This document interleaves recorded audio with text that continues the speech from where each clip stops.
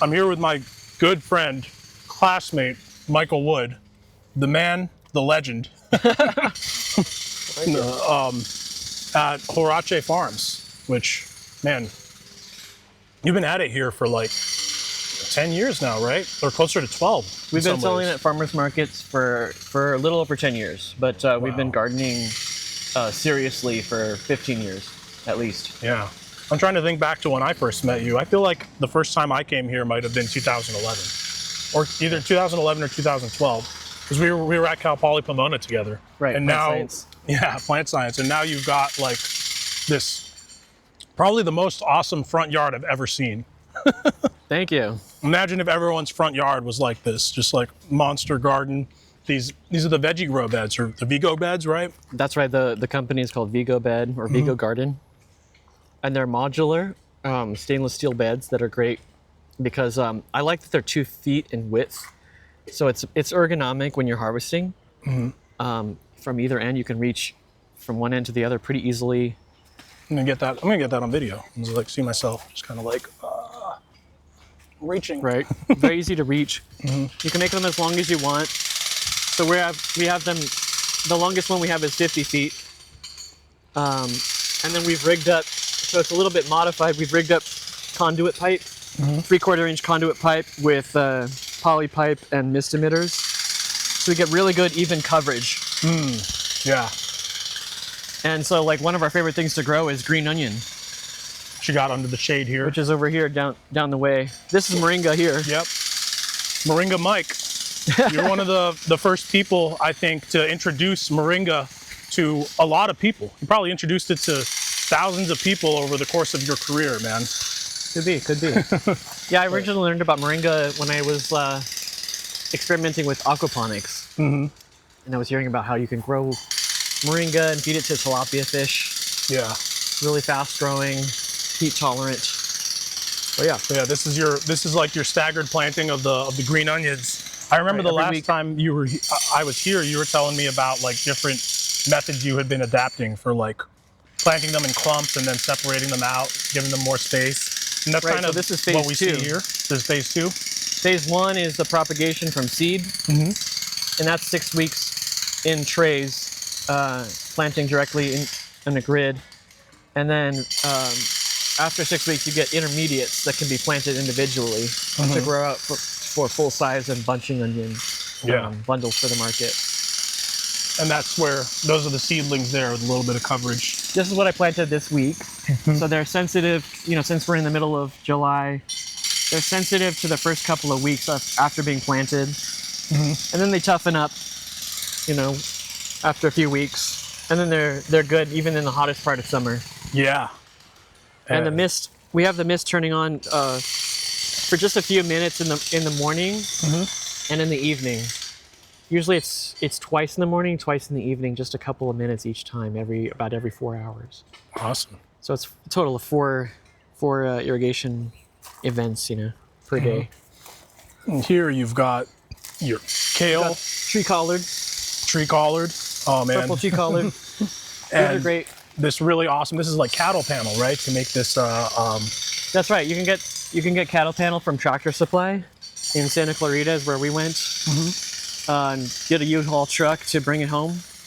Yeah. And we found that the conduit, which we hammered into the ground, it's 10-foot pieces of conduit. You can hammer it in. Makes a pretty sturdy way to hold the cattle panel. So also like these Vego Beds have little bracing rods. There's 2 of them. Every panel, there's these bracing rods that also kind of like creates the stability for the cattle panel. So you can zip tie not only to the bracing rod below the soil, but you can zip tie it to the actual conduit here. Which also serves as obviously the guide for your irrigation, your misting system. Right. And you've got these. I mean, these look like spaghetti squashes. Am I guessing right? Yep, that's right. You got a lot of them.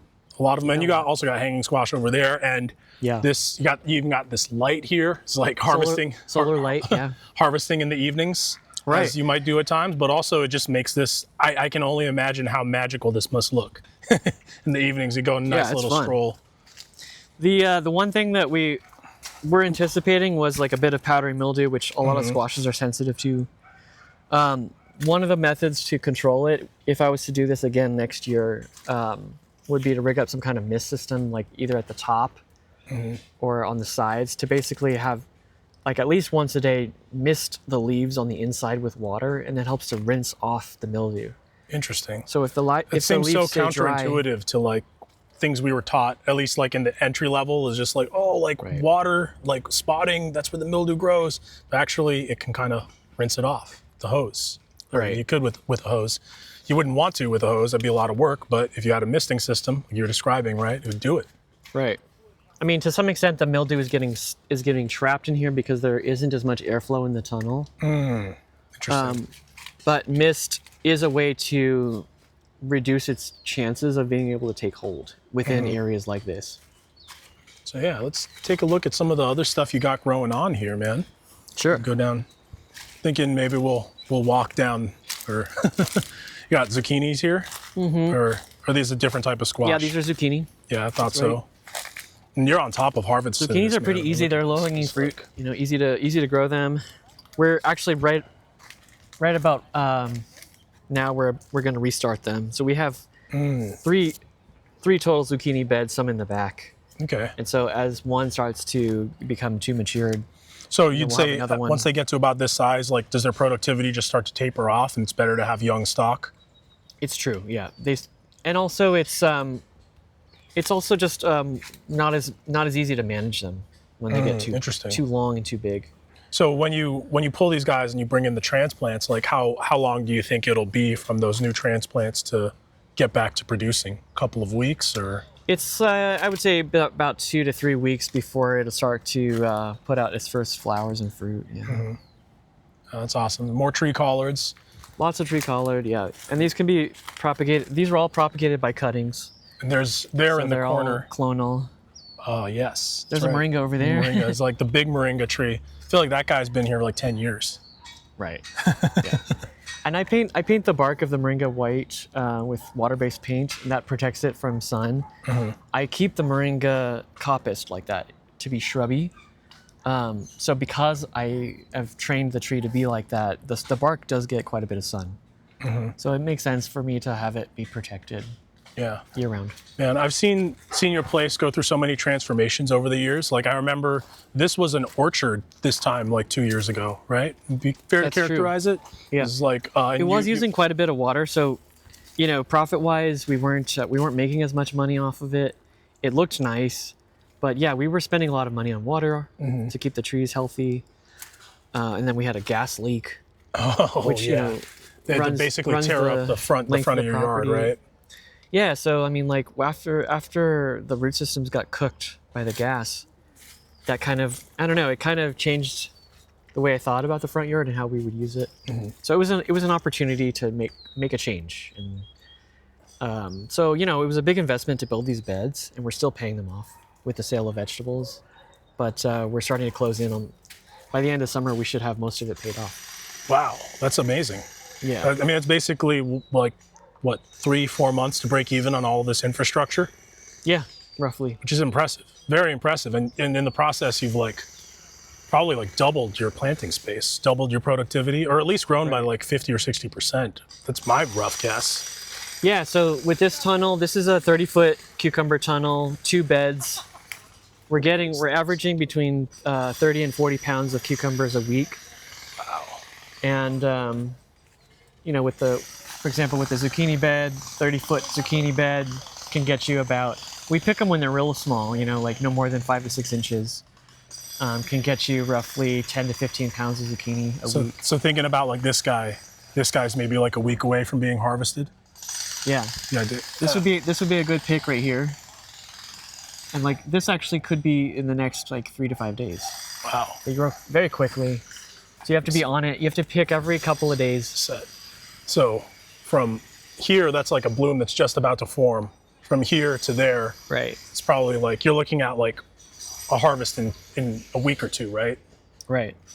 That's so cool. Cucumbers really benefit from humidity, and so Southern California, it's, you know, we often get single-digit humidity. But the tunnel, combined with the mist irrigation, seems to create humidity within the tunnel. I imagine some of this like understory helps a little bit too. Right, plenty of straw. So even though these beds are new, I'm establishing them, breaking them in by adding straw. This is some of the wheat that comes up. Oh, that's wheat from the straw. This isn't like microgreen stuff. I thought this was residual microgreens.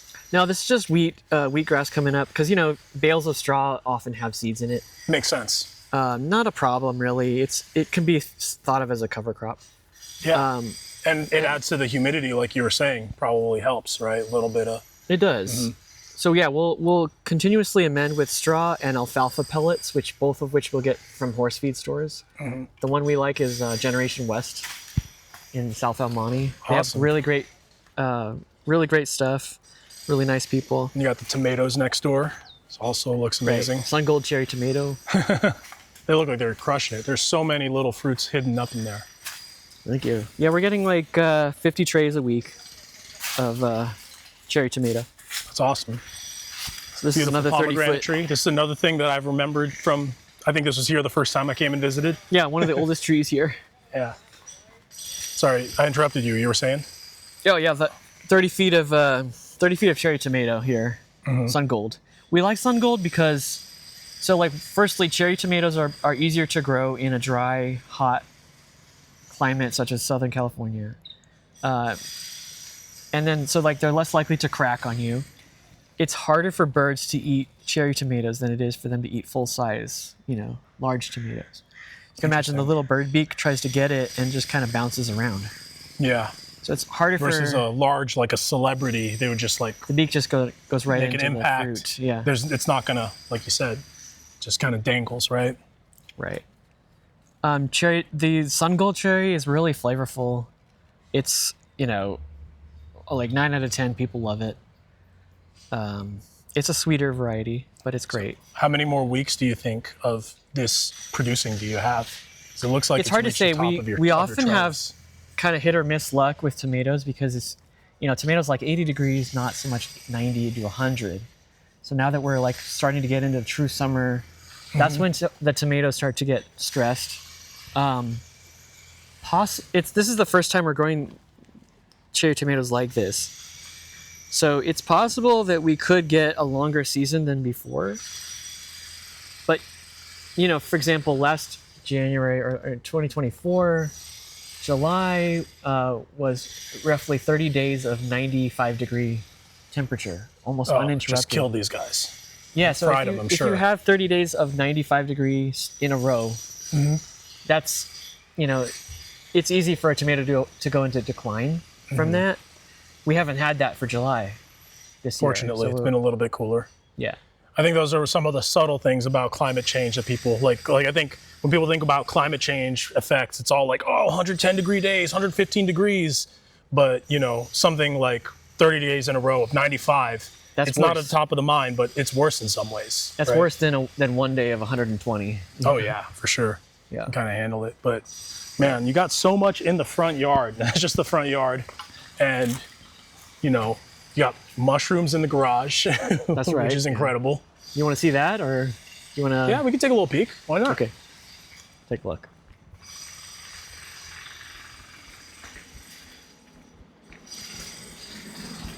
I guess tent 2 is the one that has a lot of mushrooms to see. So we have ducting here. You have to vent the air out of every tent because, mycelium and the growth of them generates a lot of CO2. So you have to pump out the CO2. This is tent 1. We do have some bags from North Spore, but we're in the process of moving towards making our own grain spawn and inoculating buckets. Really? Yeah. Over the years, I've heard you go back and forth about that. Yeah. So curious, what was it that influenced? Well, so I guess over the years, this is a lion's mane. This is so cool looking. And so delicious. as inflation has gotten harder on companies, prices have continued to go up. So it's not as easy to do wholesale from a company that's outsourcing the lab work for you. I'm a huge fan of North Spore. They're a great company, but it's more difficult. to pencil it out for anyone. I see. So it does make more sense to make your own grain spawn, but that's what these buckets represent. Right, and we're just filling them with straw and grain spawn made from wheat. So most of these will start fruiting in the next couple of weeks. We have tent number 2 where you can see some of the more established buckets.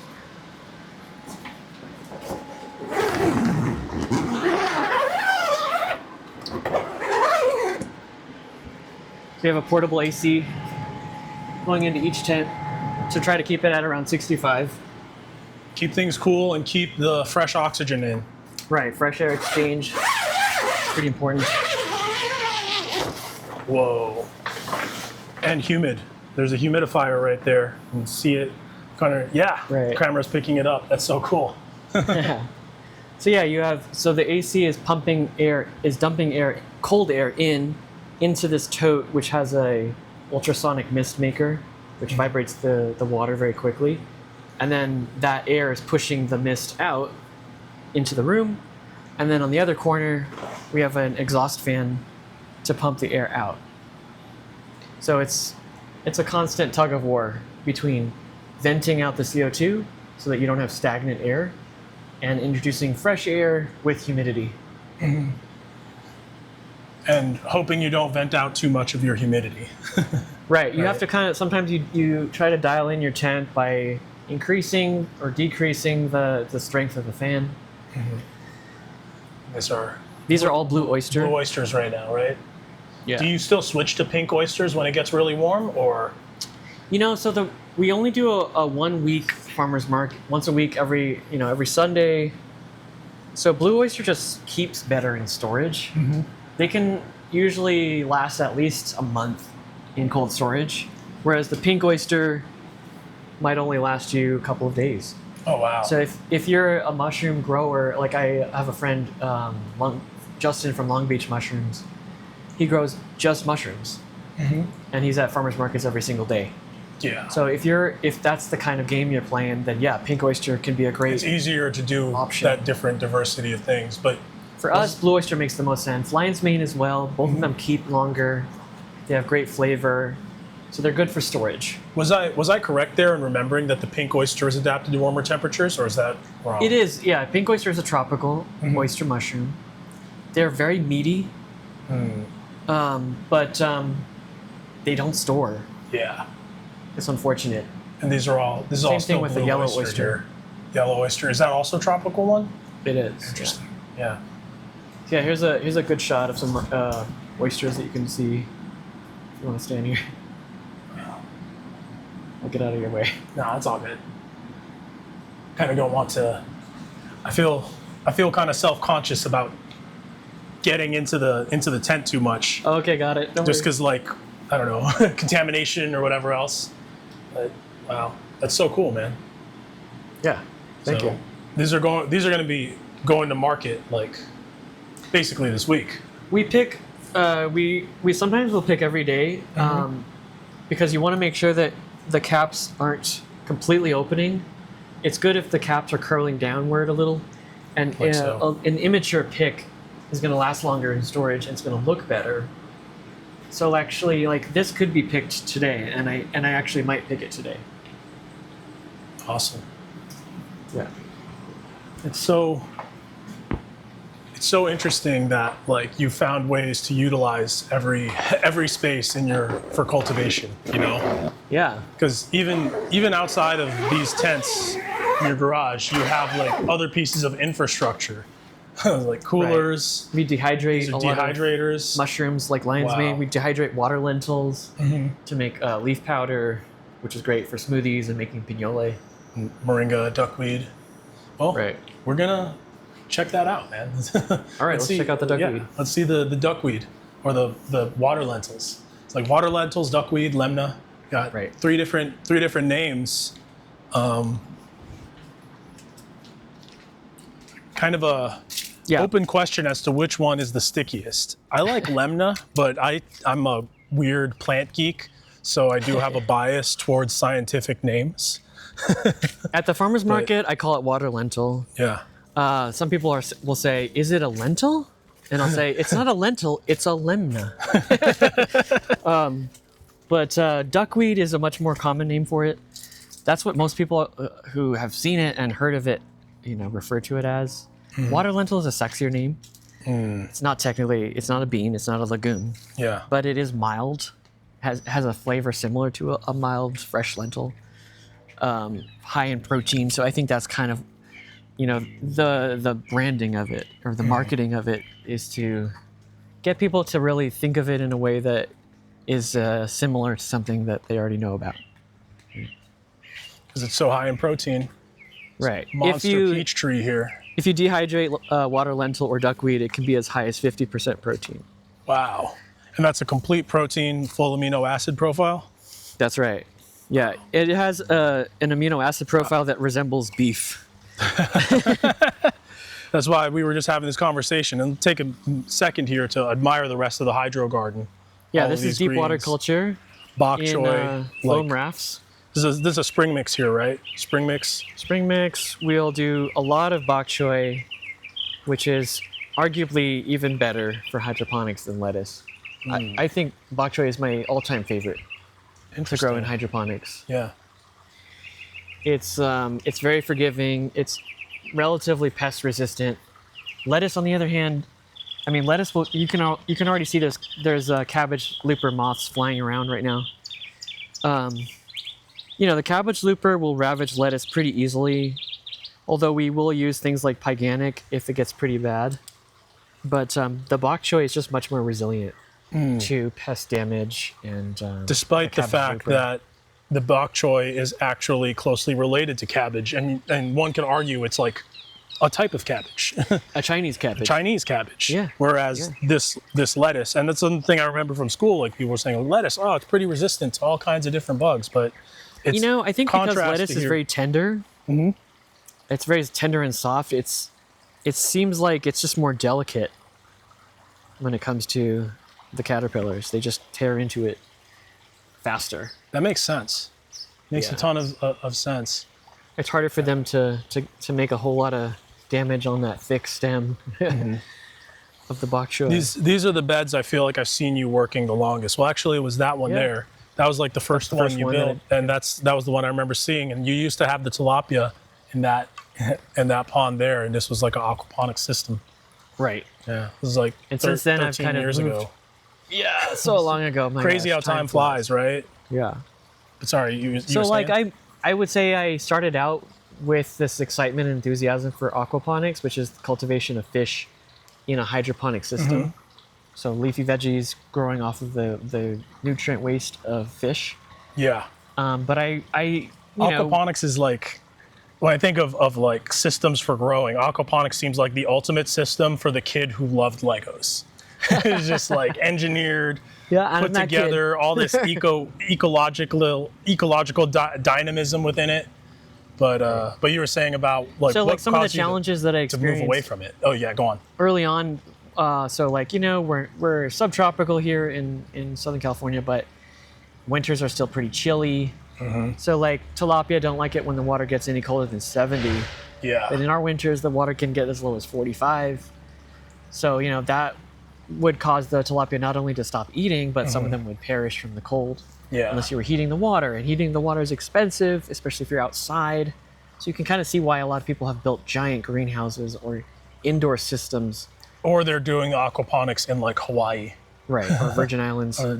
Tropics, wherever else. Right. So that was I would say probably the biggest reason why I started to that was the biggest challenge that I had. But if you can also think about how like the bacteria that you rely on to perform the nitrogen cycle to make ammonia and then turn it eventually into nitrates for your lettuce, for example.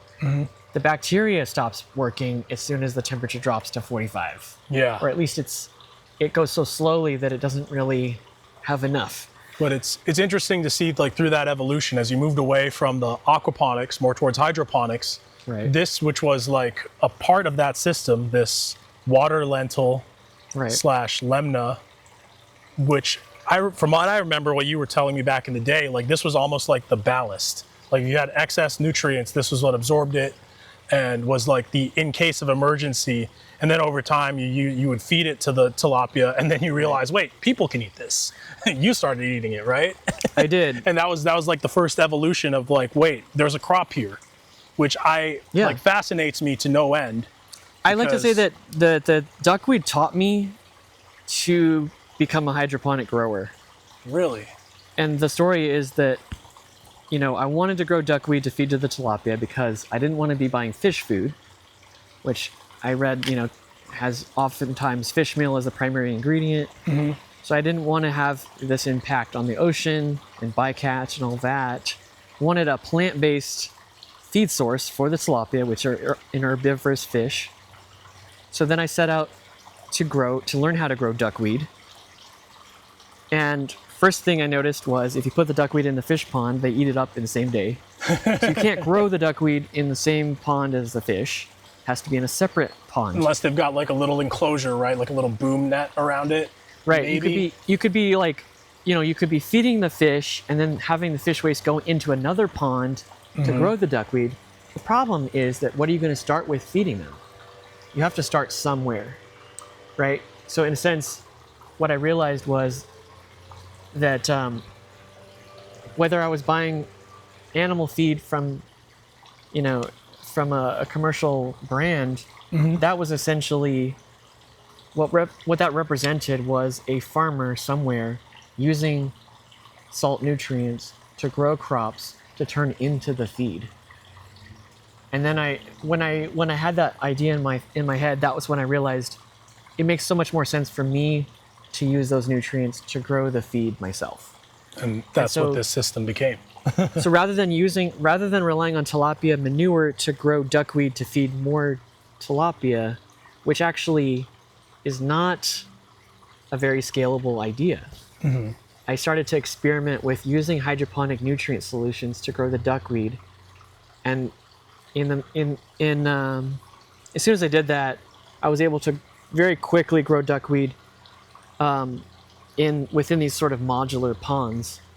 And I realized just how much easier it was to grow duckweed. And I was able to start feeding the fish pretty regularly, this duckweed. And it was not long after that, I started to realize just how much duckweed I would need to feed a relatively small amount of fish. Yeah. And fortunately, right around that time as well, I was learning that researchers from Germany were looking at duckweed as a protein source for human consumption, and that it was more nutritious than steak. And so that's when I changed protein, the way I thought about it. And good amino acid profile. It also has a lot of essential fatty acid in it as well, right? Very high in omega-3s. Yeah. It could be the highest source of omega-3s that you can get in vegetable form of any vegetable. Right. And that's why, for example, if you fed this to a tilapia, the tilapia would have more omega-3. Oh, yeah. So that's sort of the grass-fed fish idea. Omega-3 transfers up the food chain. Like basically, for the most part, omega-3s that are in plant form are almost always ALA, I believe. Right. And then, DHA and EPA get converted from ALA. In so the it's fish. like in the fish, right? Or in the human body too. Right. So that's why you want to have ALA, and then if you were to eat like fish or grass-fed beef, right? So it's also why grass-fed beef has it, but grain-fed beef doesn't, because more omega-6. Yes, they have more omega-6 in the grain versus the grass. So here's the duckweed pitch. Yeah. So duckweed or water lentil is the second fastest growing plant on Earth. It doubles in size every 48 hours. So it has to be harvested regularly. Otherwise it starts to self-mulch. Duckweed is the world's smallest flowering plant. You can only see the flower with a microscope, but it is with a microscope. Yeah, it's a microscopic flower. It is a flowering plant. So it produces seeds that are also microscopic. But if say this entire thing were to bloom, would you see the color in a macro sense, like all of those microscopic I think that's possible. flowers? It's possible. Have any of your duckweeds ever bloomed? I don't know. It's possible. I also say if you ever introduce duckweed into a body of water, it will never leave, no matter what you do. So be prepared for that. My professor, I had a soil science professor, Mon Yee, He used to tell me that by the year 2050, we need to double food production. And we need to do it using less land, less water, and rely less on animal agriculture. Yeah. We need to be growing protein-rich foods using less of all those things.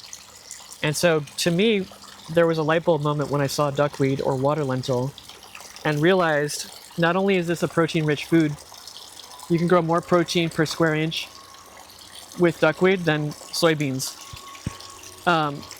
Uses 90% less water than soybeans. And 90% less land. Which is ironic because you would think it would use more water because it is a pond plant. But in terms of the actual water, like how much it transpires, Right. how much you might lose through irrigation, deep percolation, whatever, right? Right. It's a lot. It ends up being less, particularly when you have environments like this, where you're kind of like covered, you got some shade, the plants just really thrive. Right. And I mean, you've got me convinced. I think this is why I It's like very mild. think about it. It's actually good. It tastes like spinach.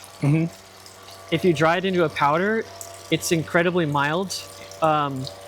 It doesn't compete with any flavors that you might add it to. It's a wonderful plant. That I even have customers at the farmers market who are kids who like to have it. You know, like it's Primarily as a dried powder. Like you sell more like dry or as fresh. I have some friends whose kids like love it on sandwiches. Like they'll eat it like a sprout. It's a little bit crunchy. It's very mild.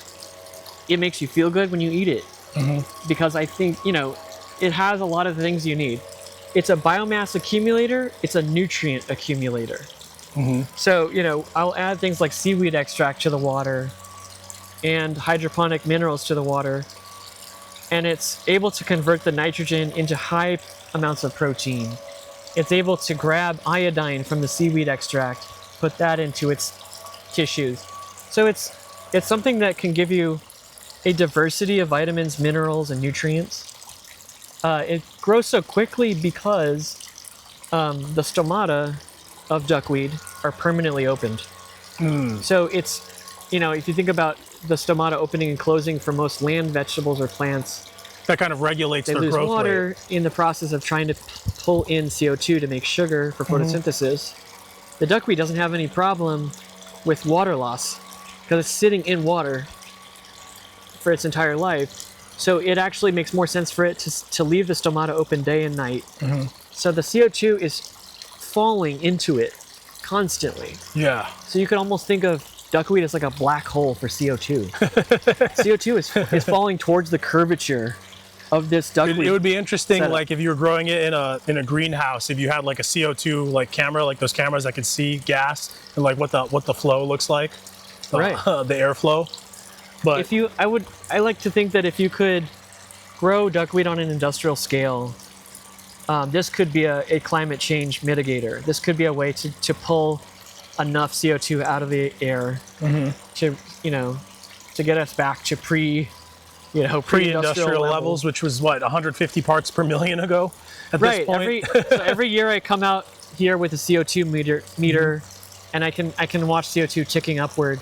I use a CO2 meter in the mushroom tents, which you got to make sure it doesn't go above like 600 or 700 parts per million, but it can very easily get high.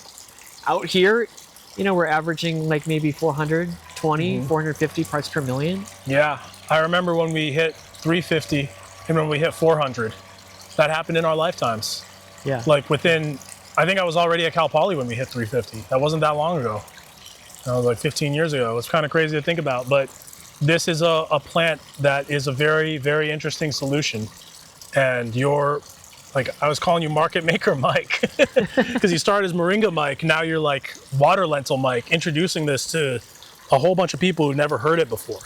Like, even at your scale at the farmer's market. But we sell fresh duckweed at the farmer's market. And as far as I know, we're one of the first people, or one of the first farms to do this. We're skimming it. So first and foremost, we're growing the duckweed with potable water, and we're using something called Oxine, which is an OMRI certified water disinfectant, which is something we use prior to harvest. We're rinsing it several times, and then we're selling it by the ounce as if it were a sprout. Yeah.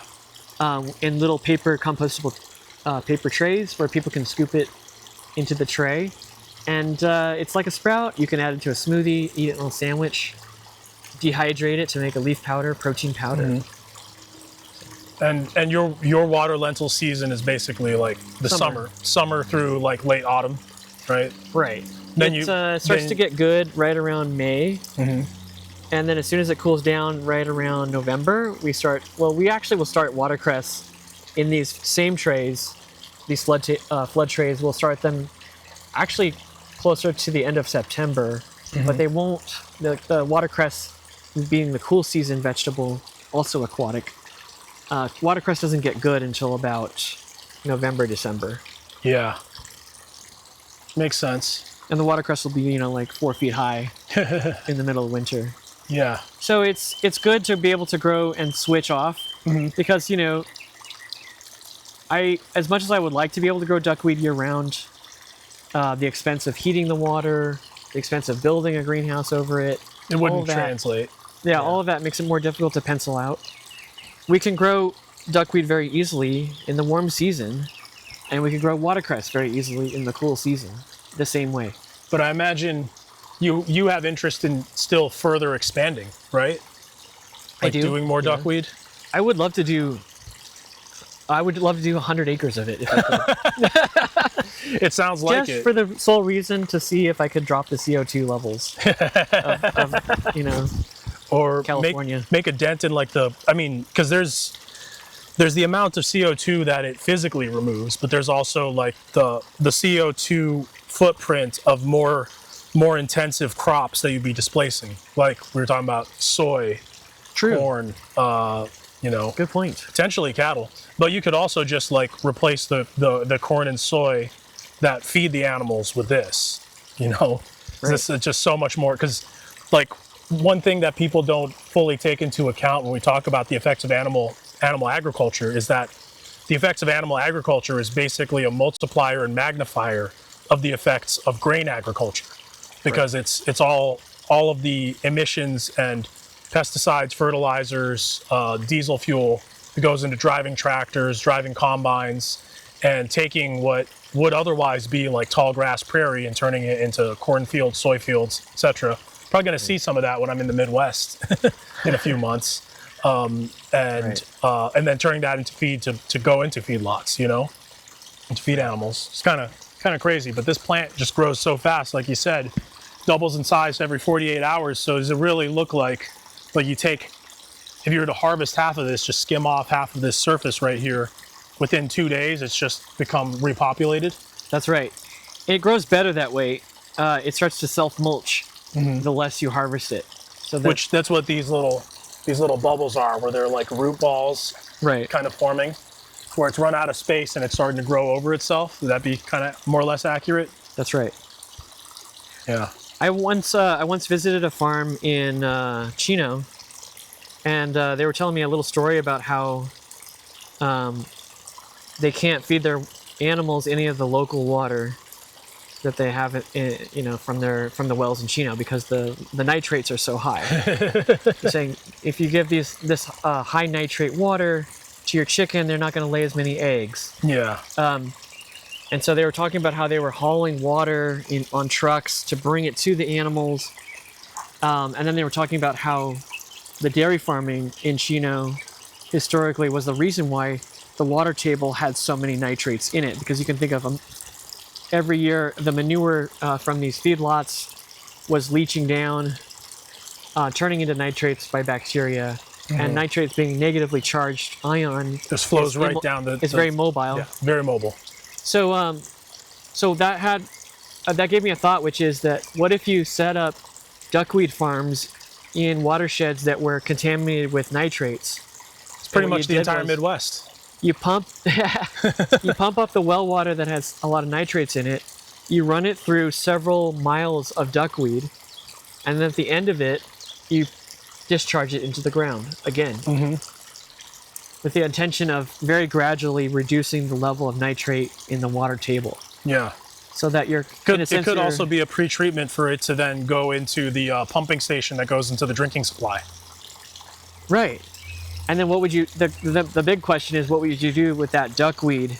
You know, like if you just fed it back to an animal in a local feedlot in that same area, then you could argue that the nitrates would just go straight back down into this water table. So the question of like, how can you then take that duckweed, remove it from the area, possibly even like, ship it to areas where, where there isn't a lot of animal farming happening, and where it can be spread out in a way that isn't going to concentrate those nutrients. You dry it and you compress it into little blocks, like little green kibbles, and then you put it in. You bag it up and put it on the shelf to be eaten with like a curry paste. green kibble spicy curry. Yeah, this is, I think this is like one of the cooler things that you've been working on, and you've worked on a lot of really cool stuff over the years, Mike. And this is such an interesting plant and interesting journey to hear about and kind of like have seen for the last 10 years that you've been on. And I totally think you could scale this thing if you wanted to. Well, not if you wanted to, it's just a matter of like what it looks like, right? What the next phase is, because you've pretty much expanded to the gills here in your property. And I mean, there's still like more Vego beds, because these were like the first Vego beds here on this side, right? And that's kind of where like honed it, mastered the skill of doing the Vego beds before going big on the other side. And I think these tables, because you only got these somewhat recently, right? Hasn't it been in the past year or two? Because I remember coming here and you were growing. I got these from Better Grow Hydro in Pasadena. These are 4x8 right? low tide flood. Was it last year or was it 2 years ago? Well, we built these two beds most recently, but the first one was the prototype bed. I see. Yeah. We built that a year ago. So yeah, the way it works is duckweed needs a shade structure to prevent intense sunlight from heating it up. If duckweed gets too hot, it'll become bleached white. So the shade structure is kind of one of the essentials. And then the second thing it needs is a sufficient volume of water that doesn't heat up too much. So this is roughly 300 to 400 gallons of water. So it's a cinder block pond below with pond liner, and it's only about a foot deep here. And then we have a submersible mag pump, which is pulling water that's falling by gravity. So it's just going round and round. Water being pumped up this pipe, valves to control the flow, and then by gravity it goes back down into the sump tank. How many watts would you say that pump is using? This one uses a roughly I think it's 1,000 watt. 1,000 watts, really? But I have to check on that. It might actually be. Oh wait, I think it's like a 300 watt. Okay, like it's rated for 300 watts. Do you think it's actually running at 300 watts? It could be a little less than that, since I'm regulating the flow with the valves. Yeah, I think it's roughly 300 watts per pump, and we have 3 of them here. So, yeah. It's so interesting, man. Thank you. Yeah, this is cool, and just hearing about how you basically sell out of this every year, and anything you don't sell fresh, you dehydrate, dry, becomes a powder, and that powder sells out. In fact, you're telling me it sells out to the point where you run out, because you're saying how you've been having it every day for like the past couple months. I was like, wait, don't you mean the past couple of years? It's like, no, every year I run out. I run out of the supply that I set aside for myself. Right. Which you're pretty. You could imagine how active you've got to be to like manage all of this, because basically like a 2-person crew. It's like you and your wife growing all of this. Right. Plus you're like have told me so much about your interest in running and like and like half marathons and stuff. So I feel like you have not only developed a product here, but you've like shown the proof of concept for like its use and its upside just with your lifestyle and like how active you are and what you need to get out of it. Right. So I make pignole for breakfast, which is made from blue masa flour, chia seeds. Toast the blue masa flour, add chia seeds, panela, which is raw cane sugar, a teaspoon of cinnamon, and I'll do 2 tablespoons of water lentil powder. Mix it all together, and then, you know, take a portion of that and mix it with some soy milk and drink it. So it's like a shake. Yeah. It's an easy breakfast, and it's actually gives me enough energy to last me 6 to 8 hours of work. I swear by it. If have you considered like making that into a product and selling it? That's a good idea. I should think about that. I mean, there is like I guess the slight downside in terms of like you'd have to use some ingredients that you yourself didn't farm, right? Like the corn. The corn and the chia, right? Corn, chia, sugarcane. Right. Although you could technically do sugarcane here, you grow sugarcane, but it's Not so scalable. So not so scalable, yeah. Just like, but it's interesting, man. Because I remember you telling me about that last time I stopped by, and it seemed like a really obscure thing that I had not heard of. I'm sure most people haven't. But that's also like something you learned about from your interest in running, right? That's right. It's from a Native American like running culture. The Tarahumara, Yeah. the Raramuri. Yeah, and if, you know, like, I learned about that from a book called Born to Run. And, you know, I was inspired by the Tarahumara, learning about how they are farmers and runners. I'm also realizing now that like they do the barefoot running. They do. Yeah. And they use like these Running really thin huaraches. sandals, which is what you're wearing now, Right. which is also what you call your farm. Huarache Farms, that's right. So So- would it be fair to say that the naming of your farm is also inspired by your interest in running? Yep, that's right. It's like putting it all together. So it's this idea that, like, you know, you can eat vegetables and get stronger, become a gardener, get into gardening, get moving. Don't be afraid of carbs. These are the things that give you the energy, not only to run, Yeah. but to farm. You know, if you're ever cutting carbs, doing the kind of like high activity work that we do, such as, you know, the marathon harvests that we do every week, doing the farmers market, building up those tents and tables, and hustling to sell them all those, you know, if you get some good complex carbs in there, such as blue masa flour, you know, gives you the energy you need. But I also tell people, no matter what diet you believe in, eat it with plenty of fresh greens. Yeah. That's the thing that's truly missing, is lots of greens in the diets of people. I mean, I've talked about this, but I've imagined like an alternate universe where when you go into the McDonald's, the little drink dispenser like dispenses like green juice, you know, but it wouldn't be like fresh green juice. It would be like, because you know when they load up that little soda dispenser, they got all these like syrups and they plug into it. So it's like the lady comes out of the back and opens the dispenser, and then she's just like plugging in these cartons of green powder. So it's like the green powder that's then being like mixed up, and it comes back out as like green juice, you know. And green powders or like leafy green powders like that, I think are also having their own interesting moment, you know, between like Athletic Greens sponsoring every YouTuber, every podcaster who's out there that I listen to. And like what you're finding in interest in your greens, your water lentil powder. Yeah, I was surprised to learn that, for example, omega-3s are they're not destroyed by the, like, for example, we dehydrate the water lentil at around 140 degrees Fahrenheit. Omega-3s are not destroyed by that. It's roughly 95% intact. Wow.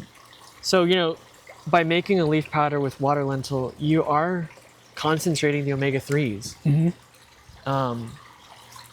And you're concentrating the protein as well. So it's an excellent addition to a smoothie, addition to, you know, hot rice, yogurt. Yeah. It's great. It's so mild, it's easy to like. It's awesome. Well, thanks for showing me this. Yeah. Could you do like a brief walk around of everything else, or just like Sure, as let's the do rest it. of the yard? Yeah. Let me grab my phone just to see what time it is. Do you Oh know what yeah, time it's it is? one 1 o'clock. Okay, we're good. Okay. I just need to head out at 2. Yep. I assume you're just going to be editing parts of this. So it doesn't matter if we like. Maybe go off we script. just keep talking, you know. All right, cool. It's like getting really deep in the weeds. Here's another like Here's another tunnel. tunnel. Was this your first one, or? This was the first one we built. Yeah, this is a prototype. So we have Mexican sour gherkin, Oh, cucamelon, They're really sour and crunchy. Really good. Good for pickling too.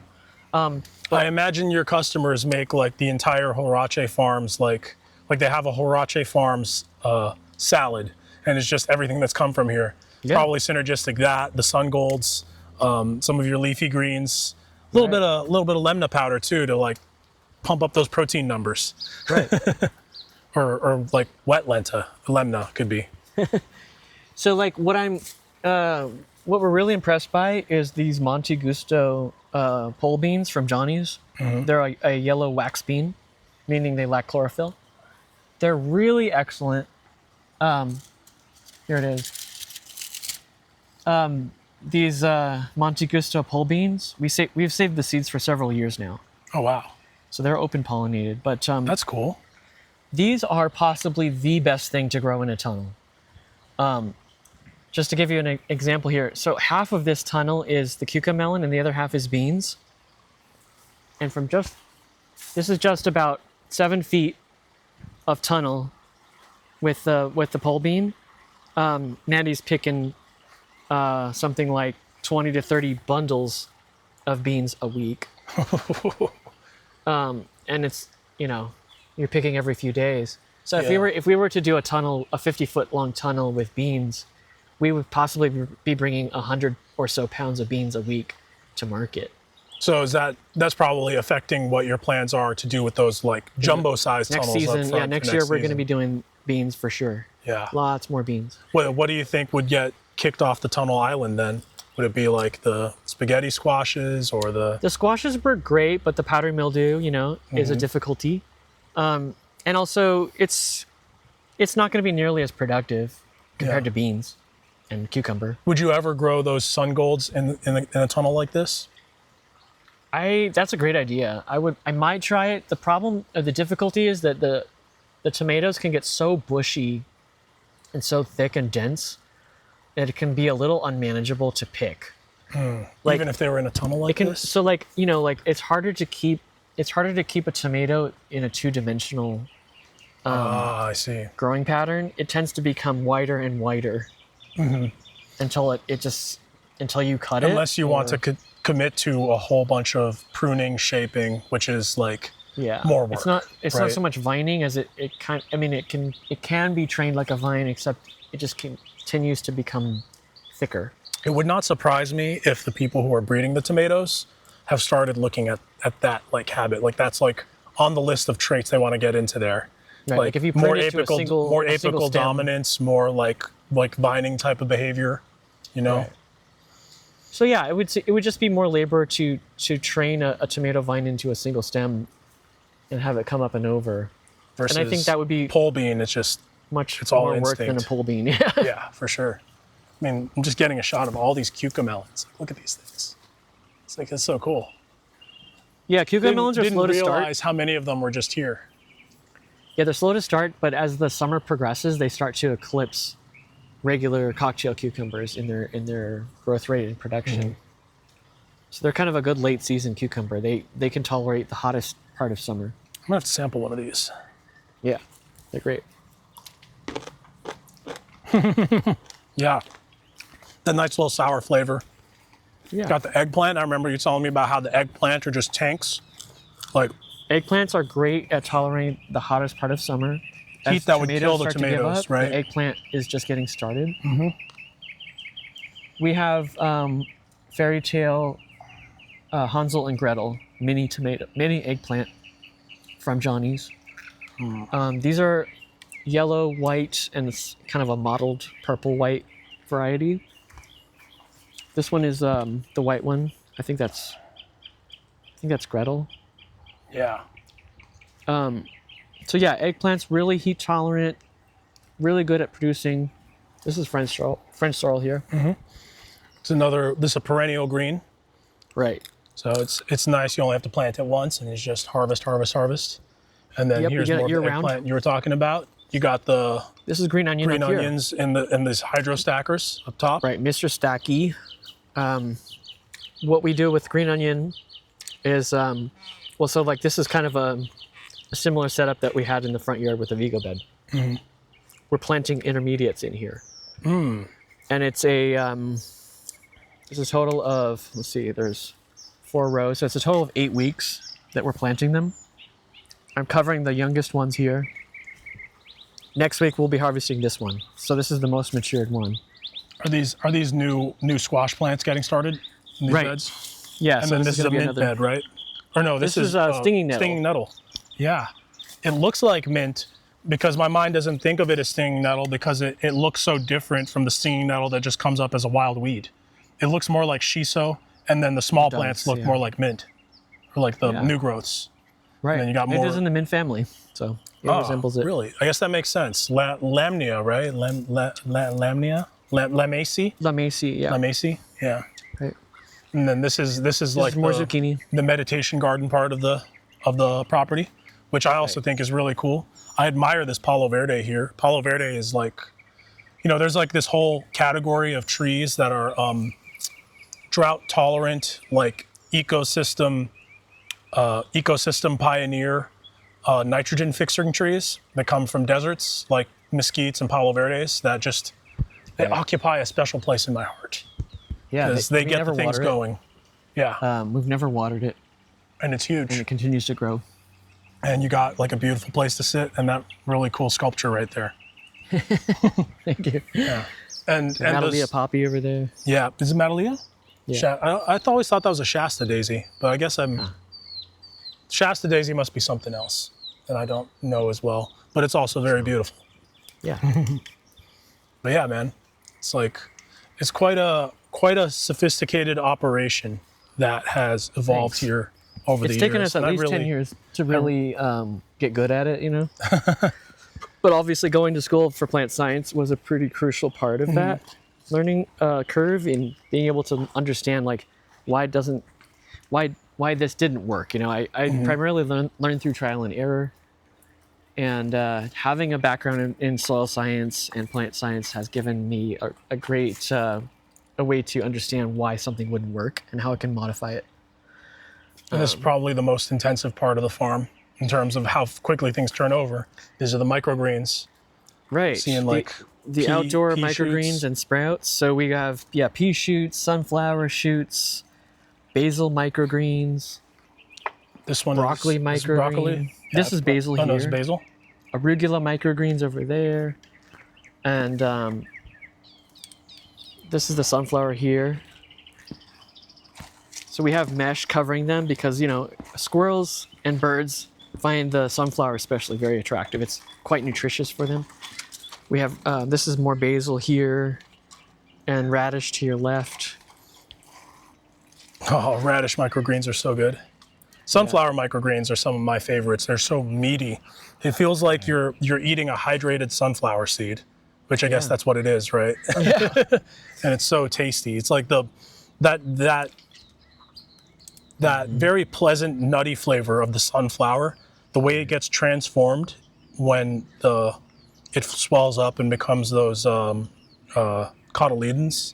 It's just something else, Yeah, sunflower has the most diversity of vitamins of any sprout. Really? So, how does the protein content of the sunflower sprouts compare to the raw sunflower seeds? It's roughly the same. You're just getting more water content. Okay. So, assuming that you ate the same quantity of seed that you had sprouted, you would get the same amount of protein. You're just getting it in a more hydrated package. Yeah. So that's these guys right here. That would be true for a mung bean sprout and a mung bean that you cooked. Right. I see. So, but once you go from like sprout to say microgreen and then to more mature plant, that's probably where the total protein content of that leaf starts to dwindle, right? I would imagine, because it's like, I guess if it's there's a certain point at which it starts to require additional nitrogen to continue to grow. So the green that you're seeing on the youngest microgreens and sprouts are the residual nitrogen that was locked up in the seed. And so like the proteins that it has, to some extent, by law of conservation of mass, I don't believe that the protein is going anywhere. Right. It's just being transferred into leaf tissue. Right. but that's something that I would, I would not know for sure what the content is. Well, man, we've been recording for quite a while, and I'm at like 5% right now. Okay, got it. You're almost good. So we're pretty much there. If you want to film the last part, this is where we're starting the green onion. So this is where you will get an intermediate. So this is a method of green onion that took me several years to figure out, but essentially, if you... May I take a peek under here? Yeah, so that's what we planted yesterday. Ooh. So with green onion, if you're trying to plant it, you have to plant it thickly enough in the beginning, because if you don't, it gets taken over by weeds very quickly. But the problem with planting it thickly is that it will never get very big because it's competing with all the other green onions. And so the solution is kind of a two-part separation. Phase one is you plant it densely in order for them to grow quickly enough and big enough to not get taken over by weeds. I'm guessing this right here is near the end of phase one. This is close to the next point. Week. Next week you'll those pull will be each of these separated out, individually. separate, and then plant. And then planted individually on a grid pattern for full So this size. is the nursery. My brain just thought of this just now, but this reminds me of like rice transplants in like traditional Asian rice paddies. Sure. And I think it's also it's also on my mind because I'm going to go up and visit a rice farm next week. Yeah, the 24th. Visit a duck rice farm. Nice. So yeah, this is part of my. I guess you could say this is a new series for me. Vlogs visiting farms of friends that I know, and this has been super cool. Last thing I can show you. Journey into YouTube for me.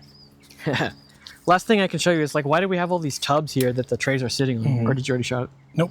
I still got a little bit left. So these are basically worm bins. Ah, yes. So if you think about like with the same amount of water that you can irrigate a sprout tray, the water drips below and it can irrigate a worm bin below. So like this is what we'll use to top off many of our beds that we'll use on a weekly basis for planting something new. At the moment, we're mostly putting spent buckets from the mushroom tents into these bins. And so you can think of a lot of mycelium, a lot of straw, residue getting eaten by earthworms. I don't really manage the earthworm populations that exist in these bins. They kind of manage themselves. But because there's a constant amount of water, protection, and food, any rotation of these bins will turn into a usable soil media in roughly 3 to 6 months. And all of these, that's like what all these tables are everywhere. These are all worm bins, all HDX totes. And so we have about 70 of them. You were also a demo for the versatility and cross applicability of black and yellow totes. Do you remember that song from like 10, 15 years ago, Black and Yellow? Black and yellow, black and yellow, black and yellow. Because these are also just like, it's like a standard unit of trade in the wholesale cannabis industry. Just all cannabis just carried around in black and yellow totes. Anytime it's like harvest season, people are just buying pallet loads of these black and yellow totes. Yeah. But this is like a worm farm. And now that you pointed that out, it's like, I'm sure me and the viewer can't unsee it. It's all worms underneath. Red worms. Right. Which is awesome. Dude, Mike, thank you so much for this tour. You're welcome. Turning this visit into an impromptu video tour for the benefit of me in the future primarily, because that's the only person I know for sure will watch these videos is me in the future. But whoever else might be curious enough to check things out. Oh, we got pluots. Have a flavor grenade. Oh, got to pull the pin and then, wow. Pretty good, right? That flavor is explosive. It's like drugs.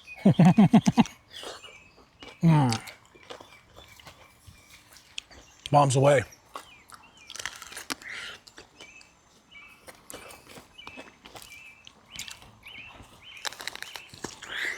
I love that you have this old school, like, swing set here. I feel like I've asked you this before, but have you ever thought about like getting the hang of working out on these? I don't do the rings that much, but I do the bar every day, almost every day. Oh yeah, For like pull-ups and stuff. Yeah. How many can you do? So I have this routine where I'll do like as many as I can, like throughout the day. So like, rather than try to do as many as I can one time, you know, X number of days. A couple of times a week, let's say 2 times a week, I'll try to do as many as I can in a day. And usually I'll do them in sets of like 10 to 14. So I can do 14 in one sitting.